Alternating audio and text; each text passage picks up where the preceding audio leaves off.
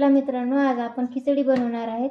तर खिचडीसाठी लागणारं साहित्य: लसूण अद्रकची पेस्ट, शेंगदाणे, कढीपत्ता, बटाटा चिरून घेतलेला आहे, कोथिंबीर चिरून घेतलेली आहे, लाल टमाटर चिरून घेतलेला आहे, हिरव्या मिरच्या पण चिरून घेतलेल्या आहे. आपण पातेल्यामध्ये तेल सोडलेलं आहे. मोहरी आणि जिरं टाकूया. तेलामध्ये लसणाची अद्रकची पेस्ट सोडू, हिरव्या मिरच्या, नंतर कढीपत्ता टाकू, नंतर थोडेसे शेंगदाणे टाकायचे आहे, टमाटर टाकू, चवीनुसार मीठ टाकूयात वरून. मंद आचेवर होऊ देऊ. थोडी हळद टाकूयात, खडा मसाला टाकायचा आहे, वरून कोथिंबीर टाकूयात. पूर्ण मिश्रण एकत्र करू.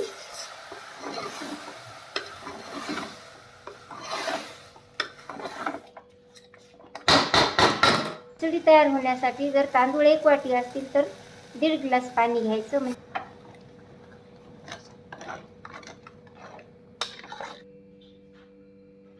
बघा मित्रांनो, आपली खिचडी बनवलेली आहे, तयार झालेली आहे.